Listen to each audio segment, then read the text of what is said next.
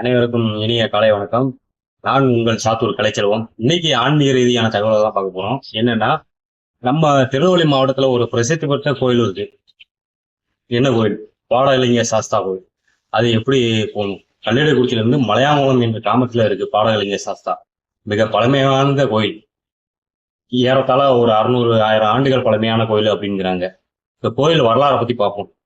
கோயில் வரலாறு என்னன்னா, அந்த கல்லிடைக்குறிச்சி பகுதி சேர மன்னர்களுக்கு ஆளுமைக்கு உட்பட்ட பகுதி. சேர மன்னனின் ஆளுமைக்கு உட்பட்ட பகுதி. அந்த கோயில் தோன்றிய வரலாறை பார்க்கணும்.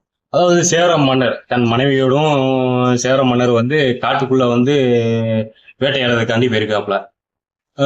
போயிட்டு வந்துட்டு அரண்மனைக்கு வந்தாச்சு. அந்த வனப்பகுதிகளால ஈர்க்கப்பட்ட ராணி மறுநாள் வீரர்களை கூட்டு அவங்க போயிருக்காங்க. ராஜாவுக்கு தெரியாமையா வனப்பகுதியினால ஈர்க்கப்பட்ட ராணி அடர்ந்த வனப்பகுதிக்கு போயிருக்காங்க. நீண்ட தூர பிரயாணத்துல ரொம்ப கலப்படைஞ்சிட்டாங்க.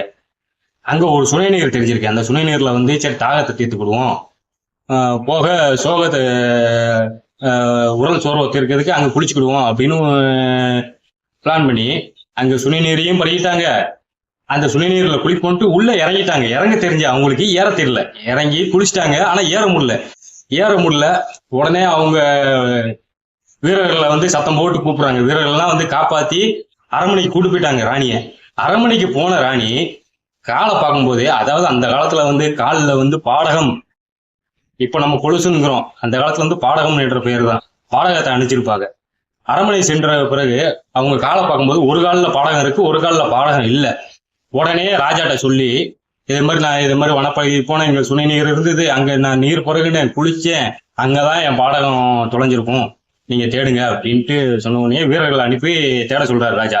வீரர்கள் போய் அதை சுனை நீர்ல போய் பாக்குறாங்க. அந்த பாடகம் ஒரு மூங்கில் மரத்துல சிக்கி இருந்தது. அதை எடுக்க பார்க்காங்க, எடுக்க முடியல. சரி என்ன செய்ய, லாஸ்ட்ல மூங்கில் மரத்தை வெட்டிடுவோம் அப்படின்னு அந்த முடிவுக்கு மூங்கில் மரத்தை வெட்டுறாங்க.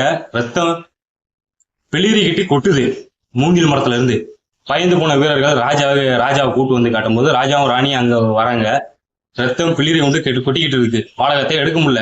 உடனே வானிலிருந்து ஒரு அசிரியத்தை தோண்டி இங்க நான் பாடகலிங்க சாசாவா நான் இங்க விட்டுருக்கேன், சேரமன்னா எனக்கு இங்க ஒரு ஆலயத்தை ஏற்படுத்தித்தா அப்படின்னு அசிரியரை அவங்களுக்கு வாக்கு விட்டோனே அந்த சேர மன்னர் இங்க சிவன் தோண்டியிருக்காப்ல அப்படின்னு முடிவு பண்ணி இங்க பாடகலிங்க சாஸ்தா கோயில் கட்டினாப்ல.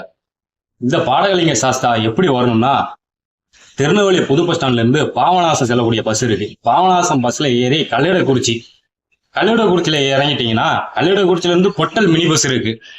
அதுல மலையாங்குளம் இறங்கி பொட்டல்ல இறங்கி அங்கிருந்து ஆட்டோ பிடிச்சும் போகலாம். கல்லிடைக்குறிச்சியில இருந்து நீங்க ஆட்டோ பிடிச்சும் வரலாம். மிகவும் பழமையான கோயில்.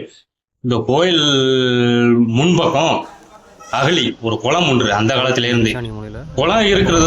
எல்லா கோயிலுக்கும் முன்னாடி குளம் இருந்தாலே அது மிகப்பெரிய பாசிட்டிவ் வைப்ரேஷன். போக இது அடர்ந்த வனப்பகுதியில வேற இருக்கு. ரொம்ப பாசிட்டிவான வைப்ரேஷன் உள்ள கோயில். அங்க இந்த பாடகம் சிக்கினதுனால அந்த கோயிலுக்கு பேரே பாடகலிங்க சாஸ்தா தான். அங்க என்ன சாமி இருக்கு, மூலவர் என்ன இருக்காருன்னா சித்திரபுத்திர சாஸ்தா. அம்பாள் என்னன்னா பாடகலிங்க நாச்சியார். அங்க 2 லிங்கங்கள் உண்டு. அந்த 2 லிங்கங்கள் தானா தோன்றியது. கொஞ்சம் சிறுசா தோன்றியது. போக போக போக காலப்போக்கில் வளர்ந்து அதுவா தானா வளர்ந்த லிங்கம் பாடகலிங்கம். இன்னொரு லிங்கம் பேரு மகாலிங்கம். இங்க 21 பந்தி 64 காவல் தெய்வங்கள் இருக்கிறாங்க.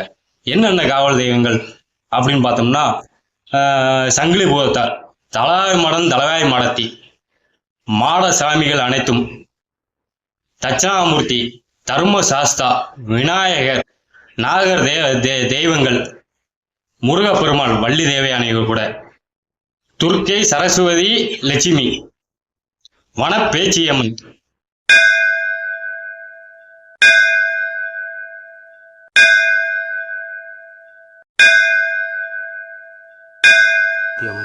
நவகிரகங்கள், விடுமாடத்தி, பேச்சியம்மன், பிரம்மாச்சி தாயி, கங்காதேவி, சுடலை மாடசாமி, தம்பிபிரான் மாடன், 18ஆம் படி கருப்பன், போக பழவேசகாரர், இப்படின்ட்டு 21 பந்தி காவல் தெய்வங்கள் இருக்கு மூலவரை சுத்தி.